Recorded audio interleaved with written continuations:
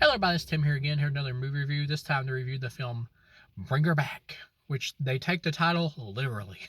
This is directed by the same guys who used to be, I believe, YouTube people or used to work on YouTube, and then they did the film Talk to Me, which the film I actually really liked. That was like a 4 out of 4 film for me. I think I like that one slightly better than this one, but I have to rewatch it. I do think this film is a bit more dramatically impactful from an adult perspective than that one, but I have to rewatch that one again.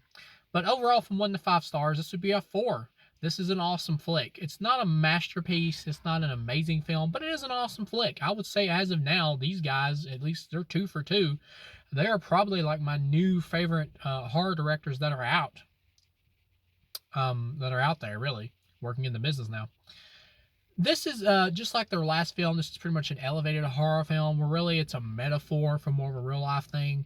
Whereas Talk to Me was more of like a metaphor for like drug addiction and loss and stuff. This one deals with loss as well, but it's more like a metaphor for artistic metaphor for basically child abuse and like kids in the foster system and all that. When they get like adopted by somebody and a social worker won't go like check on them and stuff or doesn't pay much attention, doesn't do a good enough check. The kids are like being abused or whatever. It's pretty much a metaphor for that kind of thing. And for that, for the most part, I think it works. You got the chick in this, the actress, I believe her name is Sally Hawkins. She was in the Paddington movies for like the first two, and for some reason they had to replace her. I think after that for number three, like Paddington in Peru. I'm not really sure why. I don't really remember, but I'm pretty sure. But yeah, they had to replace her. I mean, but she does a great job here. It's an awesome performance.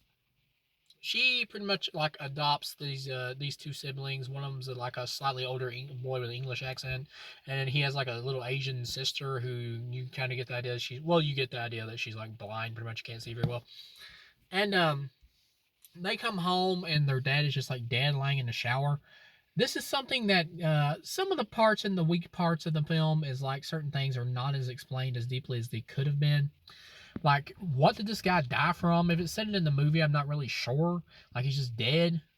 Um, did he commit suicide? Hell, I don't know. Later on in the film, you find out he was actually abusing the son because he favored the daughter.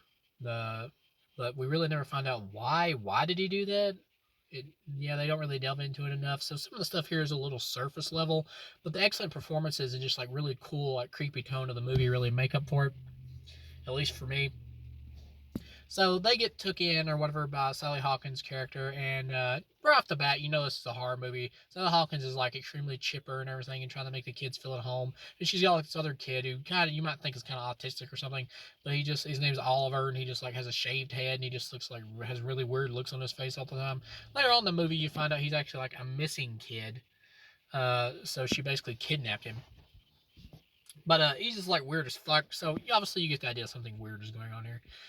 Um, and the older like English kid or whatever, he kind of like starts waking up in the middle of the night and stuff, and he's like piss in his bed, and so he used to be like a bedwetter, and so she's trying to make him feel weird and off or whatever about himself and depressed, and really it's her like pissing in a cup and pouring it on the blankets, which I'm not sure why she needed to do that. Why couldn't she should have just poured water on it instead of actual urine? It would have maybe have had the same result. But I guess maybe it's to give it a piss smell, I guess, to freak him out and depress him, I guess was the point. But so you get that, and it is a slow burn movie. It is like a thriller about atmosphere and stuff until you get to the climax where everything cultivates. But I was interested in where this was going, and it kept me interested, even though it's kind of predictable where it's going to go. As soon as like Sally Hawkins mentions like she had a daughter and all that who died and everything, the title's called Bring Her Back. It's going into some kind of realm or whatever where she's using some kind of like demonic magic or something and to bring her daughter back. And you can see it on the TV where she's watching like this VHS tape of like another man or whatever in Russia who did this same kind of like demonic spell or whatever to please this demon to get his own child back basically, and so she's trying to do the same thing. Which another thing is like, okay, there's this random VHS that has like an actual demon spell on it that worked. How the hell did she end up with this? What'd she do? Go to like demonsrus.com or something, like whatever. That's not important though. You don't really have to go there. But the atmosphere of this film, like I said, is really good. And like the Oliver kid, like the older brother tries to like get him to write stuff down and get information and stuff, and he like has like a knife with like a piece of cantaloupe or something on it, and he tries to give it to him and wants him to take the cantaloupe, of course, off the end of the knife, but then he turns around, the dude's like stuck the knife all the way in his mouth, and it's like, cutting through his teeth and shit, where he's like trying to actually eat it. You find out by the end of the movie that he's actually like got a demon inside of him, and basically the ritual is that you have to feed this demon the corpse of your loved one in order for them to, like, I guess, consume part of the person's soul or whatever. That we get the idea is supposed to remain around in the body for a while before it dissipates. And so she wants to feed him the corpse of her daughter or whatever, and is basically using Oliver Kid as an incubator for the demon. And he can't like leave the area of the house. I'm not really sure why that was, but at the same time, it's a demon, so you can't really overly question it. The kind of like magical rules and stuff. And in a way, I kind of like that the demon has like limits to its abilities. It's pretty much just inside this kid that's getting pissed off or whatever and wants to get out of there. You have to give the demon basically a sacrifice also to get your kid back. You have to kill another person in the same like type of way as your child died. So she basically has the little girl and wants the Asian little girl and wants to drown her. That's basically what it is. It does seem like it takes a while for her to like culminate and do this plan. I was thinking, like, why is she waiting so long to do it? Why not just do it as soon as you get them there? But you also, maybe they mentioned in the movie that there has to be like so many days for the ritual before you can do it or something. I might have, once again, that might have been something I just blanked out on. But also at the same time, the movie makes it clear that she's not really an evil person. The Sally Hawkins character isn't. What she's doing is evil, but really she's just consumed by grief of the fact that her daughter drowned in the pool or whatever one day, and she blames herself for it, and she just completely just went psychotic from just pure grief. That's what it is. She's not so much an evil person, she's just insane from grief. That's what it is. And she's just willing to do anything to get her child back, including hurt innocents, because she's just gotten so extreme.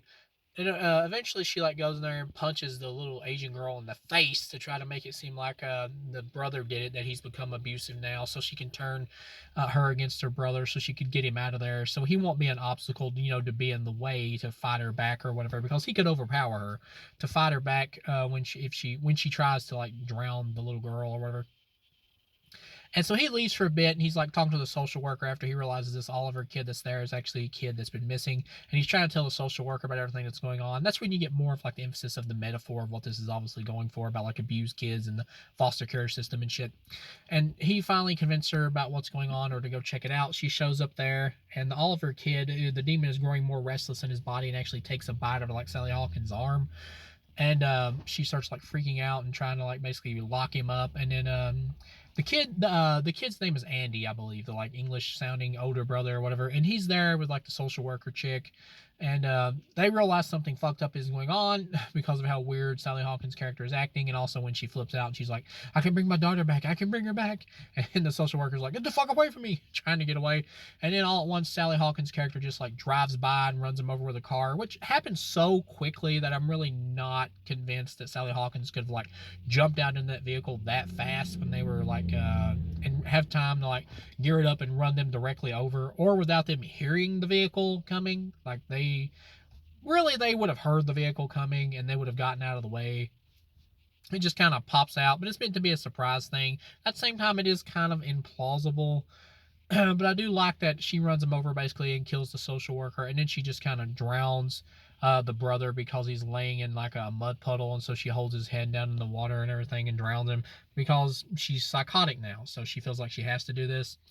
And then of course she gets the little Asian girl or whatever, the daughter. So I forgot the character's name. That's why I keep calling her the little Asian girl. I forgot her name. But the actress does a good job. Don't get me wrong, she does do a good job. But I'm bad with names sometimes. I am. I just admit it. Character with names sometimes. But so she's gonna basically drown her in the pool and everything to please this demon, so she can have her daughter back. And she has her out there, and she's getting her drown her, and she's ducking her under the water and everything. And all at once she says, "Mom, Mom," because she had heard before Sally Hawkins mentioned that how she really liked it when her daughter called her mom or whatever. And so she does that, and that causes her to like briefly snap out of her insanity, because she realizes after that that she has crossed the line basically, because it reminds her of her own daughter, and she realizes that she is basically about to drown the little girl, which reminds her of like her own daughter, and makes her feel like she's killing her own daughter or whatever. It snaps her out of it briefly. So then the little Asian girl is able to get away, which she's pretty much the main character, the little sister. She's able to get away. And she does just happen to run into like a passing vehicle that's going by, which is a little coincidental, but it didn't really bother me because there would be other vehicles that go by here, so that's not that big of a deal to me. So she's able to get away. The Oliver kid, like he sees like a poster or whatever that the Andy kid had that was like of him where he's been missing and everything. And so that reminds him basically of his humanity. And so he's able to take control of himself for a minute, and he crosses the boundary of how far the demon can go. And then while he's out of the boundary, it eventually causes the demon to be exorcised out of his body because like I said, it can only go so he can only go so far. So being out of the boundary, it causes it to be pushed out of his body. So he starts returning back to normal as the police show up, of course, after the little girl has gotten a hold of the authorities. They show up there. They rescue the Oliver kid. He's got some fucked up teeth, but you get the idea that he'll be all right. They'll take him to the dentist and shit and everything and fix his teeth. So he'll have some obvious trauma, but for the foreseeable future, he should be pretty good. He'll be much better off than he is here.